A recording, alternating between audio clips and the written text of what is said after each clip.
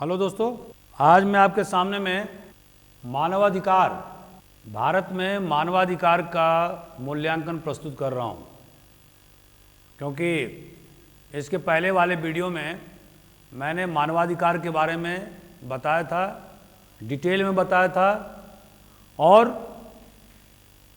Universal declaration of human rights 1948 के बारे में भी बताया था और उसमें क्या क्या उसके इंग्रेडिएंट हैं, इसकी सारी जानकारी हमने प्रस्तुत किया था।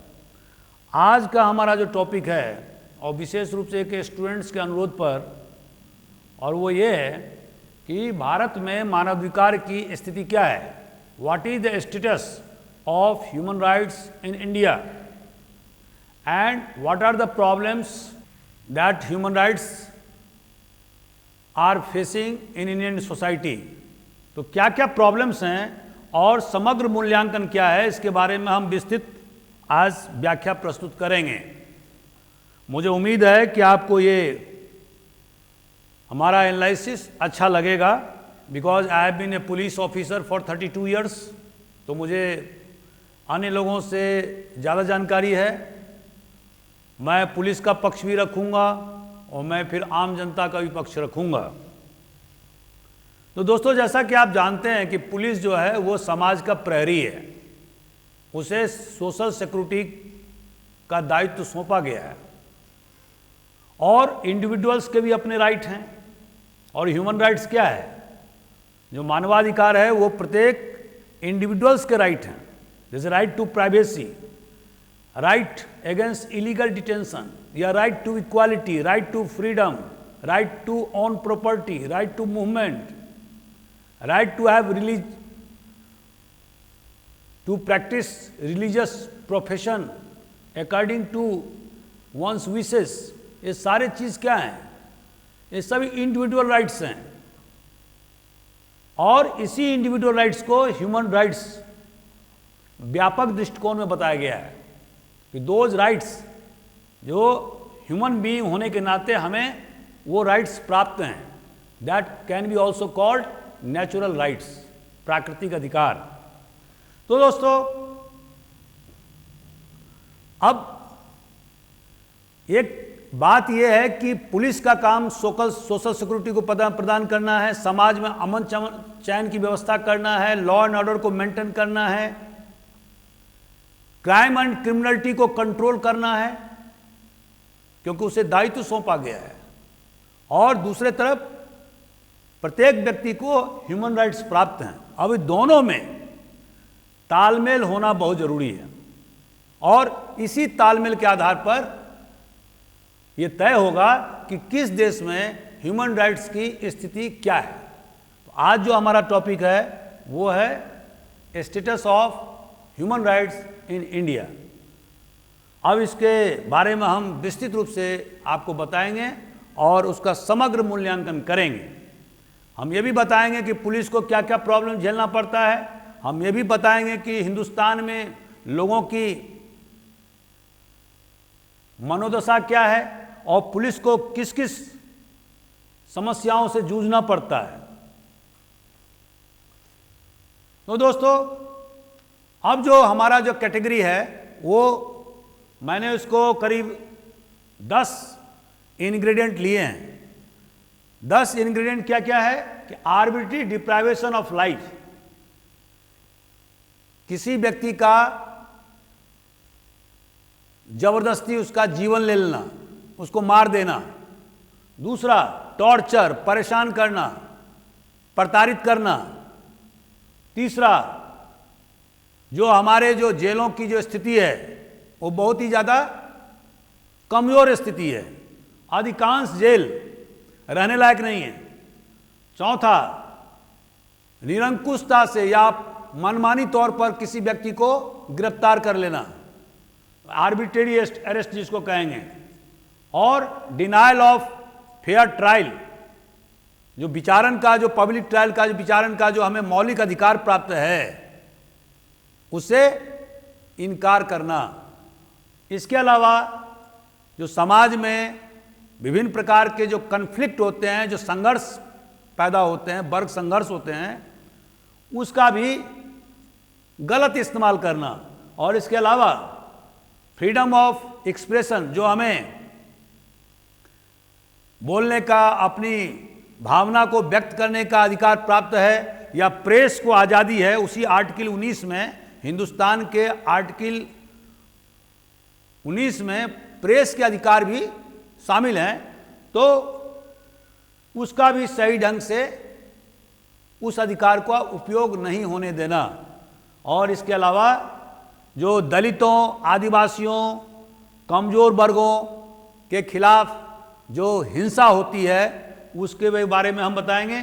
और इसके अलावा जो सांप्रदायिक दंगे आज़ादी के बाद से हिंदुस्तान में सैकड़ों हुए हैं, उसके बारे में भी हमें बताना होगा। और अंत में हिंदुस्तान की जो सामाजिक संरचना है वो एक जाति परक सोसाइटी होने के कारण से क्या है, फोर्स लेबर, बेगार, जबरन काम कराना या बच्चों से काम कराना, जिसको चाइल्ड लेबर कहते हैं, ये भी एक बहुत बड़ी समस्या है। और इसके अलावा पुलिस के द्वारा जो पुलिस के कस्टडी में जो डेथ होते हैं उसके क्या कारण हैं, व्हाट आर द रीजन्स, इसके बारे में भी हम आपको व्याख्या प्रस्तुत करेंगे। तो दोस्तों, जैसा कि मैंने अभी बताया आपको कि हमारे देश में जो बहुत सारे, जो पूर्व के वीडियो मैंने बताया था कि बहुत सारे फेक इनकाउंटर होते हैं। जैसे 2018-19 में कुल 22 फेक इनकाउंटर हुए, और इसमें नेशनल ह्यूमन राइट कमीशन के द्वारा बहुत सारे मामले में कंपनसेशन भी प्रदान किया गया। तो ये फेक इनकाउंटर क्यों होते हैं, इसके रीजन क्या है? रीजन ये है कि जो हमारा क्रिमिनल जस्टिस सिस्टम है उसमें खामियां हैं, और इस खामियों के कारण से शॉर्टकट मेथड अपनाते हुए पुलिस फेक इनकाउंटर में झूठा इनकाउंटर करती है। जैसा मैंने आपको पूर्व के वीडियो में बताया था कि पुलिस को किसी को मारने का अधिकार नहीं है, पुलिस किसी का इनकाउंटर नहीं कर सकती है। ज़्यादा से ज़्यादा जैसे आम जनता को धारा 100 ताजरात हिंद के तहत में आत्मरक्षा का अधिकार है, या धारा 103 में आत्मरक्षा का अधिकार है, उसी तरह से पुलिस को भी आत्मरक्षा का अधिकार है। इसके अतिरिक्त कुछ भी नहीं है। तो फेक इनकाउंटर क्यों होता है? फेक इनकाउंटर इसलिए होता है कि बहुत सारे जो ऐसे दुर्दांत बदमाश होते हैं, वो जो हमारे जो कानून का जो प्रोसीजर है, जो प्रक्रिया है, उससे बच निकलते हैं, उन्हें सजा नहीं मिल पाती है। दूसरी बात कि जब कोई घटना होती है तो पुलिस का क्या काम है? 154 सीआरपीसी के तहत में प्रकरण दर्ज करना, इन्वेस्टिगेशन करना, साक्ष्य जुटाना, अगर कोई डॉक्यूमेंट की आवश्यकता है या घर की तलाशी लेना है तो धारा 165 सीआरपीसी में घर की तलाशी ले सकता है। एविडेंस जुटाने के बाद में चार्जशीट अगर उस व्यक्ति के खिलाफ में, जिसके खिलाफ में आप चार्जशीट दायर करने जा रहे हैं, आरोपी के खिलाफ में, उसके खिलाफ में क्या पर्याप्त सबूत है या नहीं है। अगर पर्याप्त सबूत है तो चार्जशीट तैयार करें और संबंधित कोर्ट में, अधिकारिता के कोर्ट में आप चार्जशीट पेश करें। चार्जशीट पेश करने के बाद में विचारण का काम शुरू होगा, ट्रायल का काम शुरू होगा, और उसके बाद में जब जज देखेगा कि क्या आरोपी के खिलाफ में पर्याप्त सबूत हैं या नहीं है, अगर पर्याप्त सबूत है तो उसे दंडित किया जाएगा। तो ये हमारे यहाँ एक प्रक्रिया है, लेकिन इस प्रक्रिया में काफ़ी लंबे टाइम लगते हैं। एक तो जब दुर्दांत बदमाश समाज में पैदा हो जाता है, जिसके बहुत सारे राजनीतिक हित हैं, जो बहुत धनवान है, बहुत जिसके पास में बहुत मसल पावर है, तो एक तो उसके खिलाफ में कोई गवाही देने के लिए तैयार नहीं होता है। दूसरा, जो कोर्ट की प्रक्रिया है वो भी बहुत लंबी है, गवाह समय पर नहीं गुजरते उनको सजा नहीं मिल पाती, और इसीलिए फ्रस्ट्रेशन में बहुत सारे मामले में, अधिकांश मामले में पुलिस इनकाउंटर करती है। अब दोस्तों जो दूसरा जो पॉइंट है वो है टॉर्चर, माने प्रताड़ना करना। अब टॉर्चर क्यों किया जाता है? टॉर्चर का रीजन क्या है? What is the reason for torture? जैसे कि टॉर्चर में 3rd डिग्री का उपयोग होता है, मारपीट करना। अब अगर आप देखेंगे कि टॉर्चर का जो बेसिक जो रीजन है वो है सफिशिएंट नॉलेज इन्वेस्टिगेशन के बारे में नहीं होना। बहुत सारे जो पुलिस ऑफिसर हैं उनके पास में स्किल ऑफ इन्वेस्टिगेशन नहीं होता है। हालांकि वो पुलिस का अधिकार है कि वो आरोपी से अधिक जानकारी एकत्र करे, उसे इंफॉर्मेशन इलिसिट करे, जानकारी प्राप्त करे, लेकिन वो गलत तरीके से नहीं होना चाहिए, गलत तरीके से कन्फेशन प्राप्त नहीं होना चाहिए। तो पहला तो यह है कि जो 3rd डिग्री का जो उपयोग जो टॉर्चर के लिए किया जाता है उसमें नंबर 1 है कि lack of skill in investigation. दूसरा प्रेशर ऑफ वर्क। आप जानते हैं पुलिस के पास में बहुत ज़्यादा वर्क है, बहुत ज़्यादा प्रेशर है, उसे वीआईपी ड्यूटी भी करना पड़ता है, रात में गश्त लगाने होते हैं। एक आईओ के पास में 50-50 केस हो सकते हैं। तो ऐसी स्थिति में उसके पास में काम का दबाव बहुत ज़्यादा होता है। और तीसरा डिजायर फॉर क्विक रिजल्ट, कि तत्काल रिजल्ट मिलना चाहिए, और इसीलिए वो फिर टॉर्चर का सहारा लेता है। और चौथा lack of confidence in scientific methods. अभी भी बहुत सारे पुलिस अधिकारी, हालांकि हमारे हिंदुस्तान में बहुत ही ज़्यादा हर राज्य में फॉरेंसिक इंस्टीट्यूट की व्यवस्था की गई है, हमेशा पुलिस वालों की ट्रेनिंग भी होती रही है, लेकिन उसके बावजूद भी एक मेंटल साइकी है जिसमें कि बहुत सारे जो पुलिस अधिकारी हैं जो पहले के रिक्रूट हैं उनका वैज्ञानिक पद्धति से इन्वेस्टिगेशन में ज़्यादा विश्वास नहीं है और वो क्विक रिजल्ट चाहते हैं। और एक अलग पॉइंट जो इम्पोर्टेंट पॉइंट है वो है डिफिशियंसी इन लॉ। इसके बारे में ना कानून में कमजोरी, इसके बारे में हम बाद में बताएंगे। तो अभी भी बहुत सारे जगहों पर जिला स्तर पर फॉरेंसिक फैसिलिटी का अभाव है, तो इसी कारण से पुलिस वालों को टॉर्चर का सहारा लेना पड़ता है। इसमें अन्य कारण भी हो सकते हैं, जैसे पेक्यूनिटी बेनिफिट, पैसे लेने के लिए, जैसे कि किसी राजनेता के दबाव में आकर के टॉर्चर करना, यह भी हो सकता है। जो पुलिस वाले किसी राजनेता से जुड़े हुए हों और उसके इशारे पर आरोपी के साथ में मारपीट कर रहे हों, यह भी फैक्टर हो सकता है। और इसके अलावा तो इसके कारण से टॉर्चर या 3rd डिग्री का इस्तेमाल पुलिस के अधिकारियों कर्मचारियों द्वारा किए जाते हैं। हालांकि कानून में इस प्रकार का अधिकार किसी भी पुलिस अधिकारी को, किसी भी सिक्योरिटी ऑफिसर को नहीं दिया गया है। जो धारा 100 आईपीसी में जो आत्मरक्षा का अधिकार है उसमें बताया गया है कि आप मिनिमम फोर्स का इस्तेमाल करें, कम से कम फोर्स का इस्तेमाल करें। तो अब हम तीसरा जो फैक्टर है वो क्या है, पुअर स्टेटस ऑफ प्रिजन। जो जेलों की स्थिति आप देखेंगे तो हर हमारे देश में जहां पर 100 लोगों को होना चाहिए, कैदी को होना चाहिए, वहां पर 400 कैदी हैं। सैनिटेशन की व्यापक व्यवस्था नहीं है, पोर्टेबल वाटर की व्यवस्था पर्याप्त मात्रा में, पीने के पानी जिसको बोलते हैं वो नहीं है, मेडिकल फैसिलिटीज का अभाव है। बहुत सारे जो कैदी मेडिकल फैसिलिटी के अभाव में मर जाते हैं, ये भी मानवाधिकार का खुल्ला उल्लंघन है। तो जो हमारे देश की जो जेलों की स्थिति है वो ओवरबर्डेंड है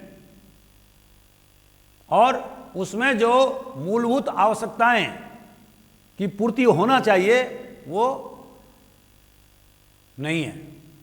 बहुत सारे जेल में कर्मचारियों का, जेल कर्मियों का, प्रहरियों का अभाव है। वहाँ बाथरूम वगैरह की सही ढंग से सफाई नहीं की जाती है। बहुत सारे कैदी इसी का लाभ लेकर के भाग जाते हैं और फिर पुलिस को इनकाउंटर करना पड़ता है। जैसे आपने भोपाल में कुछ दिन पहले इनकाउंटर सुना होगा। तो ये जो पुअर स्टेटस ऑफ प्रिजन है वो भी ह्यूमन राइट्स का वायलेशन है। इसके बाद आर्बिट्रेरी अरेस्ट। अब दोस्तों, किसी भी व्यक्ति को कानून क्या कहता है कि किसी व्यक्ति को आप तब तक गिरफ्तार नहीं करेंगे जब तक कि आपके पास में पर्याप्त सबूत नहीं हो। कोई भी इन्वेस्टिगेटिंग ऑफिसर किसी भी आदमी को, किसी भी व्यक्ति को तब तक अरेस्ट नहीं करेगा जब तक उस व्यक्ति के खिलाफ में पर्याप्त सबूत नहीं हो। यह सुप्रीम कोर्ट का स्टैंडिंग ऑर्डर है कि पहले आप एविडेंस को पूरी तरह से जुटा लीजिए, उसके बाद में अरेस्ट करिए। हम लोगों के समय में बहुत पहले, करीब सन 2000 ईस्वी से पहले, पुलिस वाले सबसे पहले आरोपी को ही पकड़ते थे और फिर बाद में एविडेंस जुटाते थे। एक प्रक्रिया गलत है। और आज की तारीख में सुप्रीम कोर्ट ने साफ कह दिया है कि पहले आप एविडेंस इकट्ठा करिए और एविडेंस इकट्ठा करने के बाद में अगर आपको लगता है कि अमुक व्यक्ति के खिलाफ में पर्याप्त सबूत है तो आप उसे गिरफ्तार करिए और फिर गिरफ्तार करने का कारण लिखिए। रोजनामचा में, मैंने जनरल डायरी में, पुलिस की जो जनरल डायरी होती है उसमें आप पूरी व्याख्या कीजिए, क्योंकि कल के दिन अगर कोई गड़बड़ी होती है या आपके द्वारा जो लिखी गई बातें हैं वो सत्य पाई नहीं जाती है तो फिर उस जो गिरफ्तार करने वाला अधिकारी है उसको उसका फल भोगना पड़ेगा और कोर्ट उसको छोड़ेगी नहीं। तो ये जो आर्बिट्रेरी अरेस्ट आप देखते हैं कि जबरदस्ती जो पुलिस वालों के द्वारा या सिक्योरिटी ऑफिसर के द्वारा जो जबरदस्ती जो अरेस्ट किया जाता है वो क्यों किया जाता है? एक तो अरेस्ट करने का विधान जो है पुलिस के पास में वो है प्रिवेंटिव, जैसे धारा 151 सीआरपीसी, और उसमें क्या बताया गया दोस्तों कि अगर कहीं भी किसी भी जगह कॉग्निजिबल ऑफेंस होने का शंका हो, देयर इज एप्रीहेंशन, तो फिर उस स्थिति में पुलिस प्रिवेंटिव एक्शन के तहत में किसी व्यक्ति को गिरफ्तार कर सकती है। धारा 151 सीआरपीसी। 107(16) में क्या है? पुलिस दोनों पक्षों को बॉन्ड भरवाती है संबंधित एसडीएम कोर्ट में, ताकि वो झगड़ा प्रसाद नहीं करें।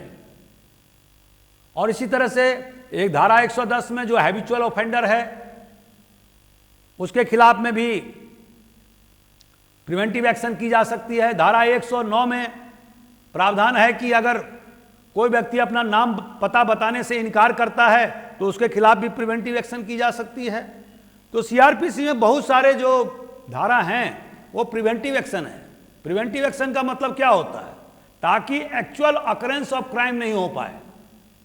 इसका बेसिक मकसद, उद्देश्य यही है। लेकिन प्रैक्टिकल में क्या होता है? प्रैक्टिकल में दोस्तों ये होता है कि टारगेट फिक्स किया जाता है पुलिस डिपार्टमेंट के द्वारा। जैसे मान लीजिए किसी फेस्टिवल का समय आ गया, मान लीजिए ईद का समय आ गया या दुर्गा पूजा का समय आया या होली का समय आया, तो उस पीरियड में या किसी वीवीआईपी का आने का कार्यक्रम बना तो पुलिस वाले क्या करते हैं? जितने भी बैड एलिमेंट हैं या रिकॉर्डेड बदमाश हैं सबको 151 में 1 बाय 1 जेल पहुंचा देते हैं। ये क्या है? ये ह्यूमन राइट्स का सरासर वायलेशन है। होना यह चाहिए कि आप ये देखिए कि कौन एक्टिव बदमाश है और कौन पैसिव बदमाश है। अगर एक्टिव बदमाश है, जो सक्रिय है, तो उसको गिरफ्तार करने में कोई हर्ज नहीं है। और पुलिस के पास में बहुत सारे टेक्निक हैं जिसके माध्यम से वो पता लगा सकती है कि कौन बदमाश है, कौन गुंडा अभी सक्रिय है और कौन नहीं है। और जैसे एक फार्मूला है जो हम लोग उपयोग करते थे, डस्टर देना, कि कौन एक्टिव है और कौन पैसिव है, इसका फॉर्मूला हम लोग पुलिस वाले एक फॉर्मूला के आधार पर निर्धारित करते थे। वो क्या था? MAMS। M मतलब मेंटेनेंस, A मतलब एसोसिएट, M मतलब ये दूसरा M जो है उसका मतलब मूवमेंट, और S मतलब सस्पिशन। तो दोस्तों MAMS में मेंटेनेंस मतलब वो बदमाश जो है, वो गुंडा एलिमेंट जो है या हिस्ट्री सीटर है, वो सक्रिय है या नहीं है, उसका पहला जो फंडा है वो क्या है? मेंटेनेंस, कि माने जीविकोपार्जन के साधन उसके पास में क्या क्या हैं, ये पुलिस वाले जांच करते हैं। दूसरा एसोसिएट, उसके दोस्त साथीदारान कौन कौन है, कहाँ कहाँ कौन कौन उसके यहाँ आते हैं। तीसरा मूवमेंट क्या है उसका, वो कहाँ कहाँ जाता है, कहाँ कहाँ आता है, किससे मिलता है, तो ये तीसरा है मूवमेंट। और चौथा है सस्पिशन, संदेह। अभी जो पिछले 1 साल 2 साल में जो केस दर्ज हुए हैं थाने में या आसपास के थाने में, वहां पर किस किस मामले में उस पर संदेह किया गया है, सस्पिशन किया गया है। अब दोस्तों संदेह, देखिए संदेह FIR का कॉलम अगर आप देखेंगे तो उसमें इसमें संदेह का भी नाम लिखा रहता है। अब संदेह क्या होता है कि जिसके बारे में हमें पता है कि वो व्यक्ति अपराध कर सकता है या किया होगा, लेकिन हमारे पास में प्रूफ नहीं है, तो ऐसे व्यक्ति को हम किसके कैटेगरी में रखते हैं? संदेह की कैटेगरी में रखते हैं, सस्पेक्ट के कैटेगरी में रखते हैं। तो ये हमारे पास में पुलिस के डिपार्टमेंट, पुलिस के अधिकारी कर्मचारी के पास में ये सूत्र बने हुए हैं, और इसके आधार पर हम सक्रिय बदमाश और निष्क्रिय बदमाश की तहकीकात कर सकते हैं। लेकिन होता क्या है, अब इसमें मेहनत लगेगा, तो होता क्या है कि जो सक्रिय हैं या निष्क्रिय हैं या कोई भी बूढ़ा भी क्यों ना, 60 साल से उम्र का, सबको उठा के जेल में बंद कर दो। ओवर बर्निंग ऑफ जेल या प्रिजन का एक कारण ये भी है कि जब कोई उत्सव का समय आता है, जब कोई VIP मूवमेंट होगा, तो जो निचले स्तर के अधिकारी हैं उन पर पुलिस अधीक्षकों द्वारा एक टारगेट सेट कर दिया जाता है, और उस टारगेट के तहत में बहुत सारे लोग जेल में ठूस दिए जाते हैं। तो ये जो तरीका है वो ह्यूमन राइट्स के वायलेशन का तरीका है, और ये सही तरीका नहीं है आज के मॉडर्न जमाने में, आधुनिक जमाने में। अब दोस्तों जैसे कि एब्यूज ऑफ इंटरनल कन्फ्लिक्ट, अभी आप देखेंगे हिंदुस्तान में बहुत सारे जगह ऐसे हैं जहां पर कि इंटरनल कन्फ्लिक्ट होते रहे हैं। पहला कि आप नॉर्थ ईस्टर्न इलाके में जैसे नागालैंड है या मिजोरम या मणिपुर, यहाँ पर अरुणाचल प्रदेश, इन जगहों पर आज़ादी के बाद से ही, और ख़ास करके बोडो आंदोलन तो अभी भी चल रहा है आसाम में, तो इन सब जगहों में अक्सर ये इथनिक वायलेंस होते हैं, और अपनी मांग के लिए या देश से अलग कुछ जो आंदोलन हुए हैं वो विभाजनकारी आंदोलन, या जिसको अंग्रेजी में सेसेशनिस्ट आंदोलन कह सकते हैं, यह आंदोलन भी। और इस आंदोलन को दबाने के लिए सिक्योरिटी फोर्स का इस्तेमाल भारत सरकार के द्वारा करना पड़ा है।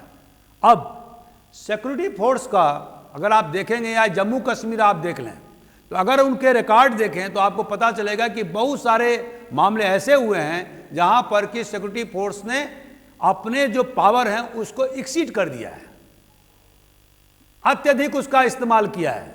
लोगों को जमीन पर लेटाना, उसको टॉर्चर करना, उसको पेशाब पिलाना, उसको सोने नहीं देना, रात रात भर जगाना, उसको लॉकअप में खाना नहीं देना ताकि वो सारा जानकारी आपको दे। हालांकि ये जो तथ्य हैं वो केवल हमारे ही देश के लिए नहीं है, बल्कि बहुत सारे जो देश जो इस इंटरनल कन्फ्लिक्ट से गुजर रहे हैं, वहाँ सब जगह सिक्योरिटी फोर्सेस के द्वारा एक्सेस किए जाते रहे in order to control the secessionist force या टेररिस्ट। तो ये इंटरनल कन्फ्लिक्ट जो है उसमें बहुत सारे जो हमारे को या हमें जो मानवाधिकार मिले हैं उसका वायलेशन होता है।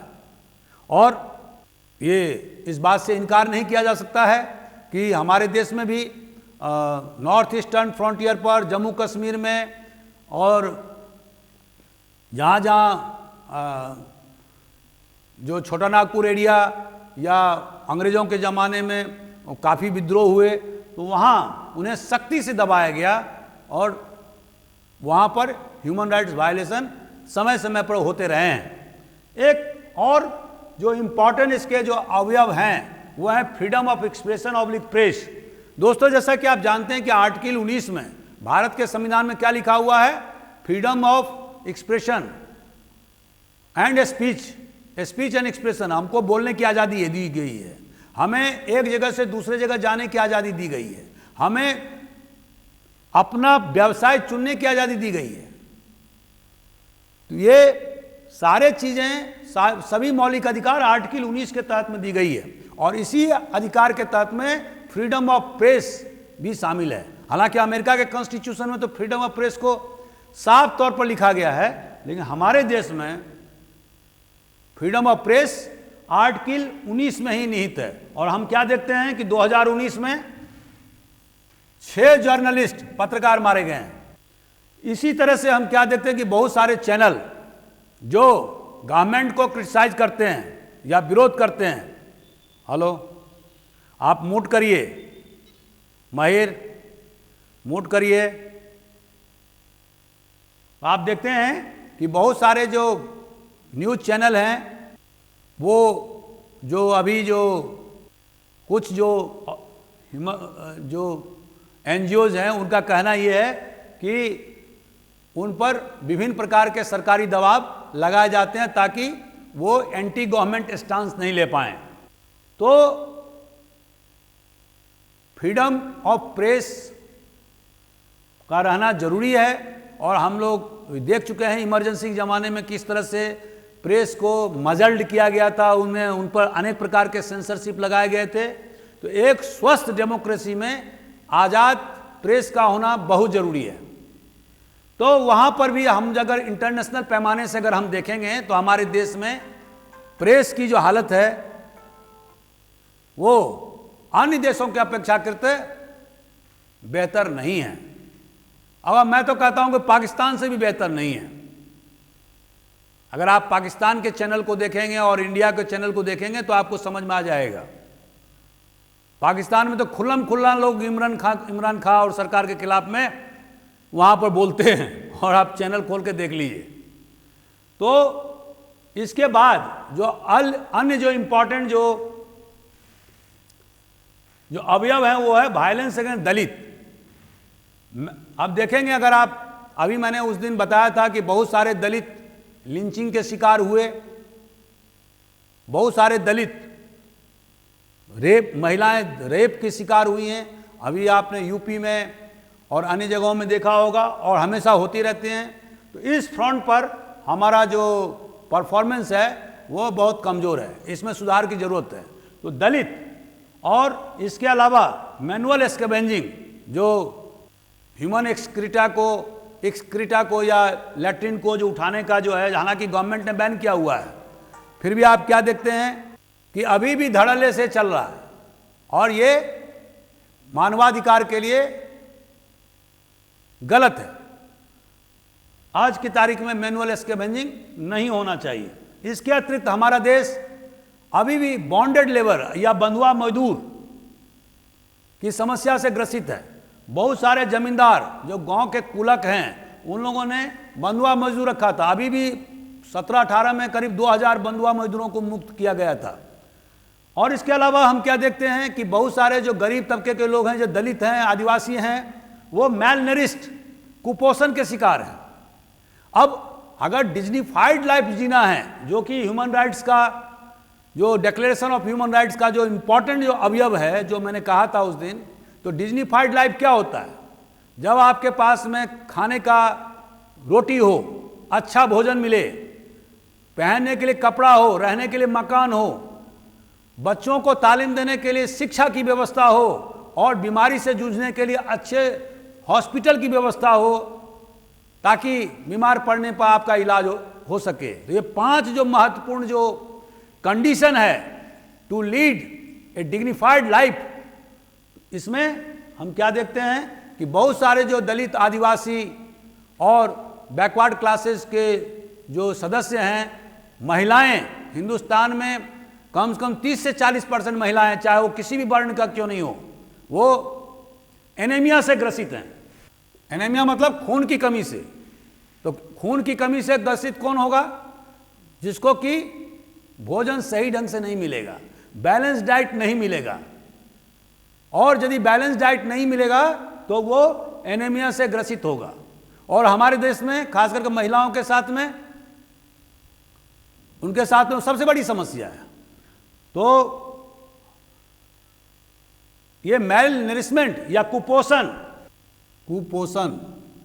ये सबसे बड़ी समस्या है।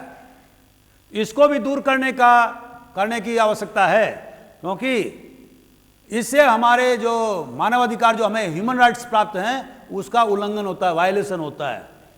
और इसके अलावा एक सोशल वायलेंस, जो सामाजिक जो हिंसा, आप जानते हैं कि हमारा देश विभिन्न कम्युनिटी में बटा हुआ है, जाति में बटा हुआ है, विभिन्न धर्म के मानने वाले लोग यहाँ रहते हैं।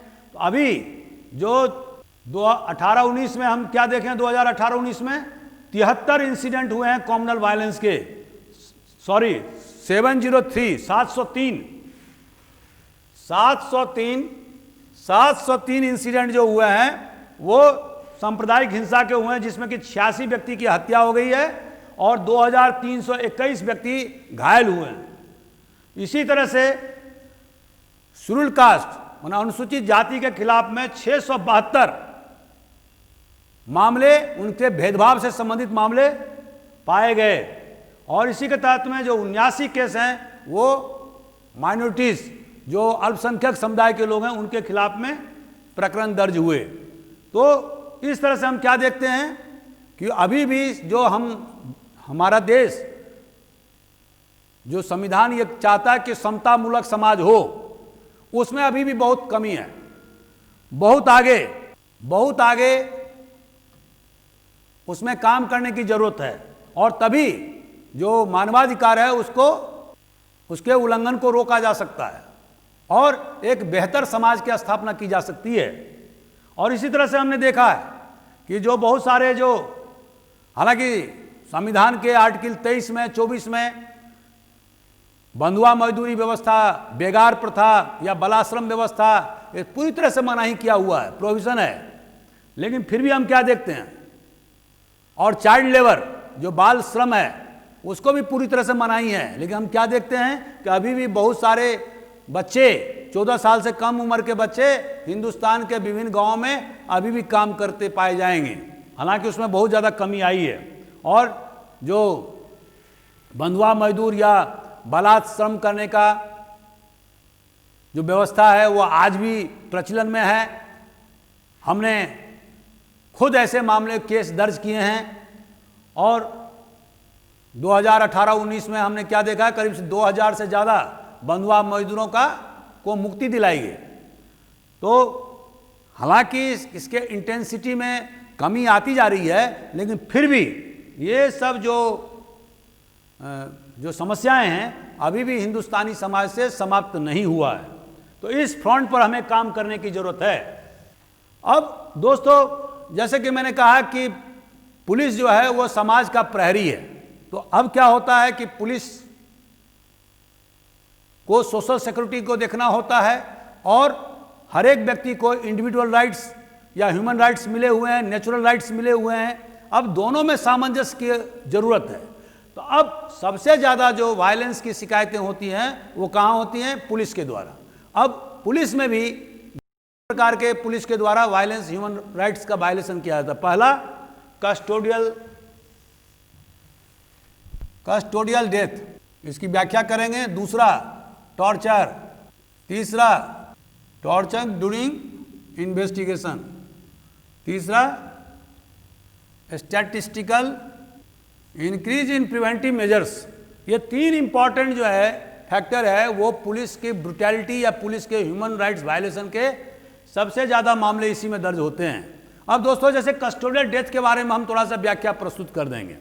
जैसे कि आप जानते हैं कि जब पुलिस इन्वेस्टिगेशन करती है तो उसको आरोपी से कुछ जानकारी प्राप्त करना होता है, क्योंकि उस आधार पर ही इन्वेस्टिगेशन या अन्वेषण आगे बढ़ेगा। अब उसके लिए पुलिस के पास में क्या है मामला, पुलिस रिमांड दो प्रकार का रिमांड होता है, एक जुडिशियल रिमांड होता है, एक पुलिस रिमांड होता है।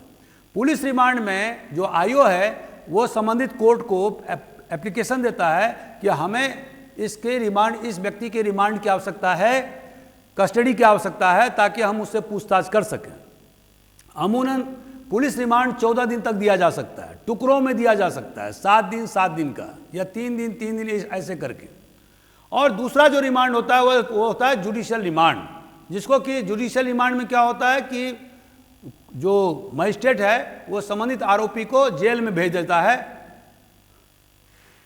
जब उसका केस विचाराधीन है या इन्वेस्टिगेशन में है।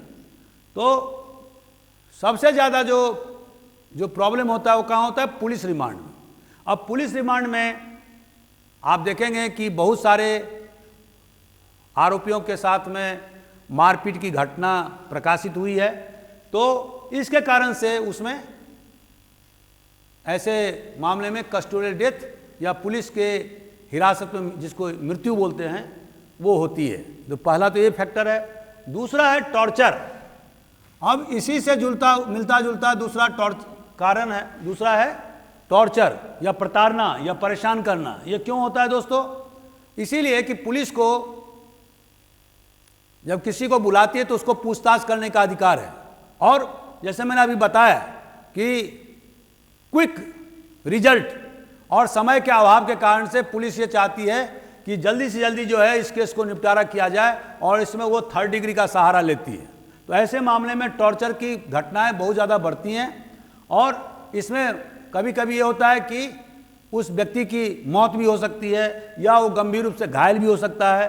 तो ये सारी परिस्थितियां जो है वो ह्यूमन राइट्स वायलेशन के महत्वपूर्ण अंग हैं। और एक तीसरा, जैसे मैंने आपको बताया कि जब फेस्टिवल का समय होता है या जब कोई वीआईपी का मूवमेंट होता है या कोई दंगा या कम्युनल वायलेंस होते हैं या इस तरह की बहुत ऑर्गेनाइज क्राइम की घटना होती है शहरों में, देहातों में, तो ऐसी स्थिति में आप क्या देखते हैं कि धड़ल्ले से पुलिस वालों के द्वारा अधिक से अधिक लोगों को बिना उसके मेरिट में गए हुए सक्रिय और निष्क्रिय बदमाश सबको जो है ना प्रिवेंटिव मेजर्स के तहत में धारा 151, 109, 110 सीआरपीसी या 107-16 के तहत में जेल में भेज दिया जाता है।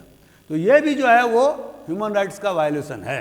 अब दोस्तों हम ये चलेंगे कि आखिर कस्टडियल डेथ क्यों होता है, कस्टडी में पुलिस के द्वारा क्राइम क्या होता है। तो बहुत सारे जो हमारे पुलिस के वरिष्ठ अधिकारी हैं और जो बहुत सोशल साइंटिस्ट जिन्होंने हमारे भारतीय समाज और पुलिस के बारे में अध्ययन किया है, उनके द्वारा जो इसके जो रीजन जो खोजे गए हैं, जो कारण जो ढूंढे गए हैं, वो क्या क्या हैं।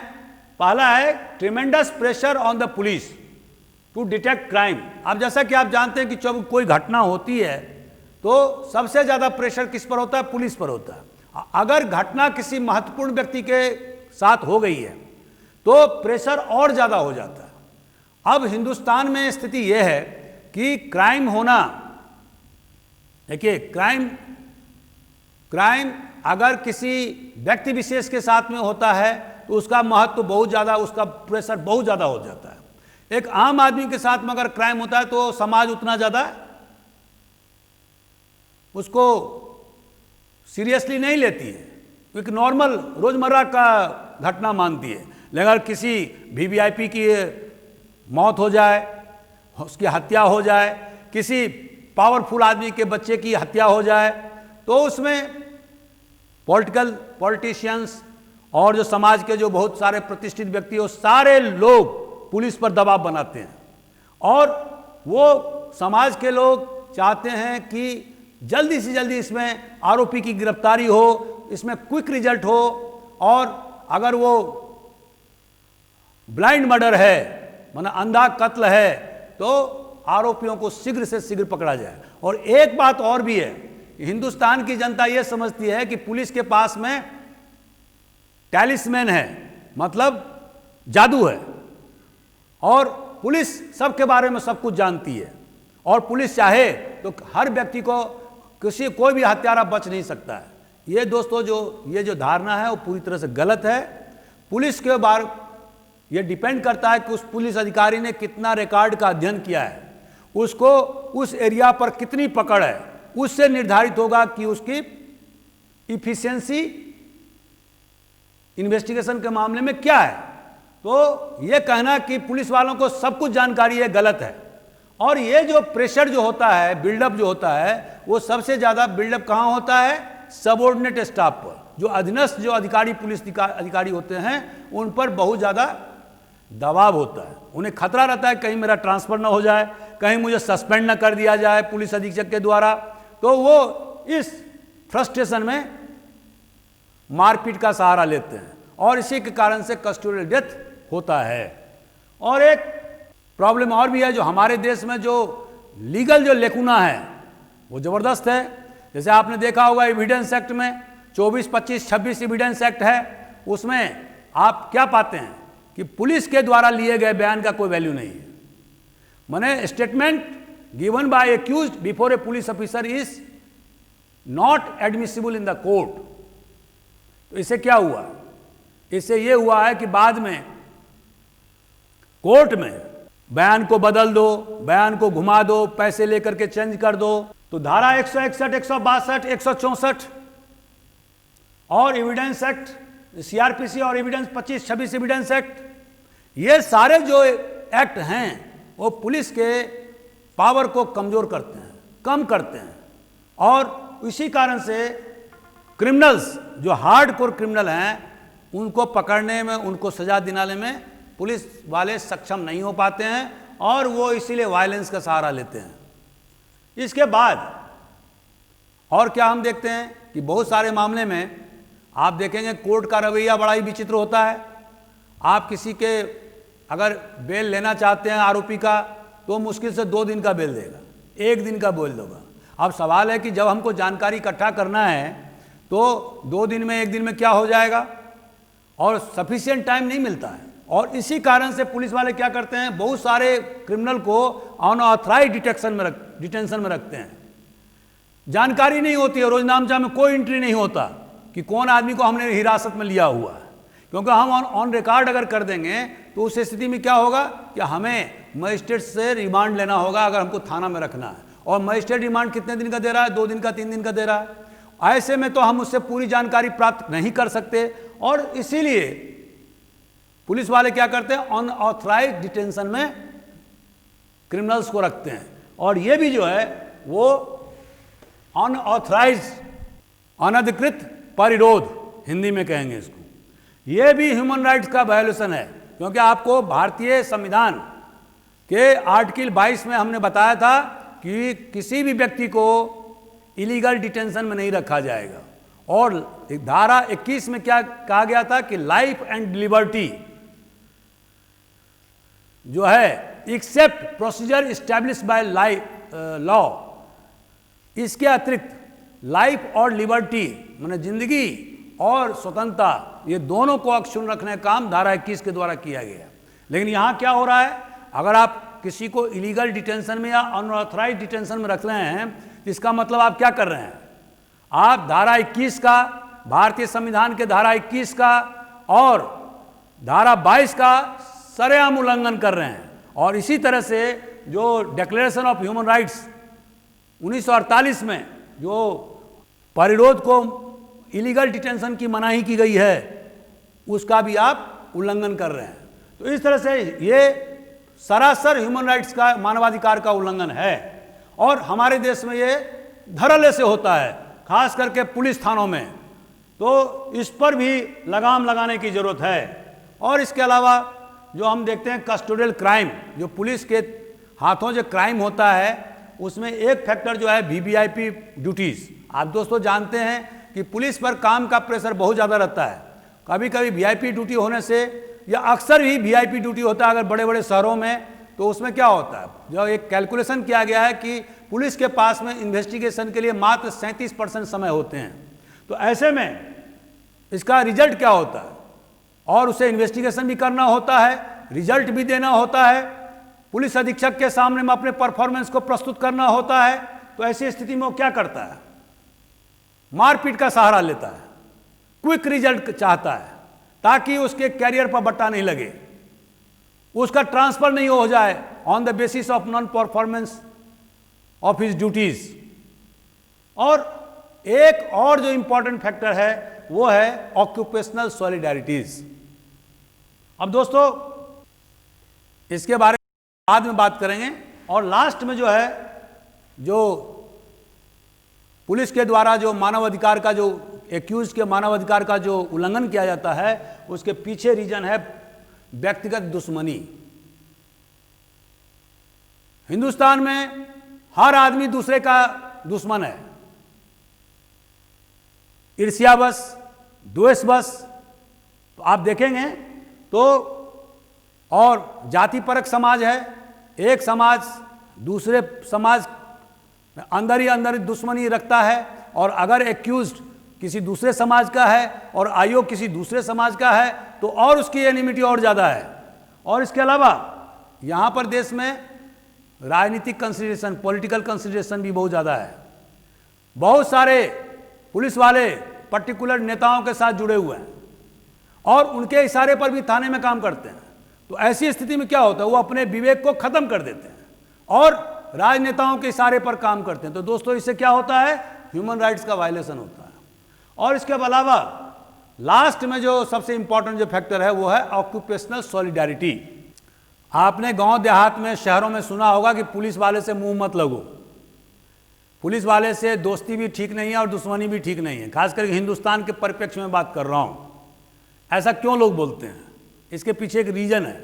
और रीजन ये है कि आप देखेंगे कि भले ही पुलिस वाले अंदर अंदर एक दूसरे के प्रतिद्वंदी हों, शत्रुता पाले हों, विभिन्न जाति वर्ग के समुदाय के लोग पुलिस विभाग में रहते हैं, लेकिन जब किसी भी सिविलियन द्वारा किसी पुलिस वाले पर हाथ उठा दिया गया या मारपीट कर दिया गया या उसको गोली से मार के हत्या कर दिया गया या टॉर्चर कर दिया गया, तो आप क्या देखते हैं कि पूरे पुलिस विभाग में जो है ना, नीचे सिपाही से लेके वरिष्ठ अधिकारी तक सब आग बबूला हो जाता है और उनका एक ही दिया रहता है, किसी भी हालत में उसको मार दो और एक्सटर्मिनेट कर दो, समाप्त कर दो। आपको ऐसी घटना सैकड़ों मिल जाएंगे हिंदुस्तान में। वो क्यों हुआ, तो ये जो ऑक्यूपेशनल सॉलिडेरिटी है, जो विभागीय जो ताकत है पुलिस वालों की, इसके कारण से बहुत सारे ब्रुटैलिटीज हिंदुस्तान में होते हैं कि अगर किसी पुलिस वाले के साथ में किसी सिविलियन ने बदसलूकी किया, उसके साथ में मारपीट कर दिया या उसके साथ में उसका कत्ल कर दिया, तो आप देखेंगे जैसा कि हमने बहुत सारे मामले में देखा कि अगर ऐसा काम किसी सिविलियन के द्वारा किया गया तो उस पर किसी दूसरे अपराध में 5-10 धारा लगा करके उसको सदा के लिए जेल के अंदर में डाल दिया जाता ताकि उसका जमानत नहीं हो। यह भी एक तरीका है। और जो लास्ट तरीका है वो एक्सटर्मिनेशन है कि उसको पूरी तरह से समाप्त कर दो अगर उसने किसी पुलिस वाले की हत्या कर दिया है। तो आपने अभी यूपी के संदर्भ में देखा होगा कि किस तरह से उज्जैन से ले जा करके और रास्ते में यूपी के पुलिस वालों ने समाप्त कर दिया था। और वो क्यों किया था, क्योंकि उस व्यक्ति के द्वारा, उस आरोपी के द्वारा पुलिस वाले की हत्या की गई थी। तो यू अंडरस्टैंड, ये उदाहरण काफी है आपको समझने के लिए। दोस्तों अब जो लास्ट में मेरे पास में 3-4 मिनट का समय है, उसमें जो एमनेस्टी इंटरनेशनल है जिसका मुख्यालय लंदन में है और वो ह्यूमन राइट्स वॉच का काम करता है, वो देखता है कि विभिन्न देशों में ह्यूमन राइट्स की क्या स्थिति है। तो उसने 10 प्रकार के सजेशंस दिए हैं। और वो क्या क्या है कि पहला कि हर गवर्नमेंट को, प्रत्येक गवर्नमेंट को ये ह्यूमन राइट पॉलिसी को सुरक्षा देने का, प्रोटेक्ट करने का उसको पॉलिसी बनाना चाहिए, नीति या नियम बनाना चाहिए, नंबर एक। नंबर दूसरा, हर एक टॉर्चर या प्रताड़ना के केस को निष्पक्षता से विवेचना किया जाना चाहिए, नंबर दो। नंबर तीन, जो भी व्यक्ति, चाहे पुलिस अधिकारी हो चाहे कोई भी हो, अगर उसने अत्याचार किया है या प्रताड़ित किया है तो उसको न्याय या उसको सजा दिलाने का काम भी सरकार के द्वारा या कोर्ट के द्वारा किया जाना चाहिए। इसके अलावा कोर्ट, थाने के अंदर में या किसी अन्य जगह या जेल में या अस्पताल में टॉर्चर नहीं हो, किसी प्रकार की प्रताड़ना नहीं हो, उसके लिए पर्याप्त सावधानी बरतने के लिए कहा गया है। और इसके अलावा जिस व्यक्ति को हम गिरफ्तार करते हैं उस व्यक्ति को, डिटेनीज को यह जानने का हक है कि उसे क्या क्या अधिकार प्राप्त हैं। जैसे कि आप डीके बसु के मामले में गवर्नमेंट, सुप्रीम कोर्ट ने क्या बताया कि आप बिना युक्त कारण के आप किसी को हथकड़ी नहीं लगाएंगे। अगर हथकड़ी आप लगाते तो मजिस्ट्रेट से पहले परमिशन लीजिए। दूसरा कि आप थाने में लाइटिंग की व्यवस्था करिए ताकि जो हवालात हैं, बिना किसी कारण के हवालात में किसी व्यक्ति को ना रखा जाए। अगर हवालात में आप रखते हैं तो आप रोजनामचा में लिखिए कि क्यों हम उसको हवालात के अंदर में रख रहे हैं। ये सारे बहुत सारे 13-14 बिंदु डीके बसु के केस में सुप्रीम कोर्ट ने गाइडलाइंस तैयार किया हुआ, आप जरूर उसको पढ़ें। और इसके अलावा उन्होंने एक और इम्पॉर्टेंट सजेशन दिया है कि पुलिस वालों की और सिक्योरिटी ऑफिसर्स की ट्रेनिंग होनी चाहिए और पुलिस विभाग में रिफॉर्म होना चाहिए, सुधार की जरूरत है। और जहाँ जहाँ भी पीड़ित पक्ष घटना हुई है और तो पीड़ित को तात्कालिक सहायता के लिए उनको कंपनसेशन माने क्षतिपूर्ति का विधान होना चाहिए। और इसके अलावा उन्हें मेडिकल सुविधा प्रदान किया जाना चाहिए, उन्हें पुनर्वास की व्यवस्था होना चाहिए। जैसे कि मैंने SC/ST के केस में आपको बताया था, उसमें तो कानून में ही व्यवस्था है कंपनसेशन देने का, रिहेबिलिटेशन देने का, मेडिकल फैसिलिटी का, तत्काल immediate employment to the wards of the deceased, ये भी व्यवस्था है। तो ऐसे ही इंटरनेशनल ने, एमनेस्टी इंटरनेशनल ने सारे मामले में कहा कि जहाँ जहाँ घटना हुई है उसमें विक्टिम को मेडिकल सुविधा मिलनी चाहिए, उसको कंपनसेशन, रिहेबिलिटेशन का प्रावधान होना चाहिए। और हर एक टॉर्चर के मामले में, हर एक ह्यूमन राइट वायलेशन के मामले में उसका इन्वेस्टिगेशन तत्परता पूर्वक किया जाना चाहिए और इसमें पता लगाना चाहिए कि what was the reason for the या कॉजेज फॉर द टॉर्चर। और लास्ट में, चूंकि Hindustan universal declaration of human rights 1948 का सिग्नेटरी है, UN चार्टर पर उसने दस्तखत किया हुआ है और वो ह्यूमन राइट्स को अक्षुण्ण बनाने के लिए प्रतिबद्ध है, तो वो अपना जो उसकी जो फिलॉसफी है, हिंदुस्तान की जो फिलॉसफी है और जो संविधान में जो लिखा हुआ है उसके तहत में उस सारे इंस्टीट्यूशन को मजबूत करे ताकि मानवाधिकार का वायलेशन नहीं हो। तो दोस्तों, मैंने काफ़ी डिटेल में बताया आपको। अभी आपको कोई पॉइंट हो तो आप पूछिए।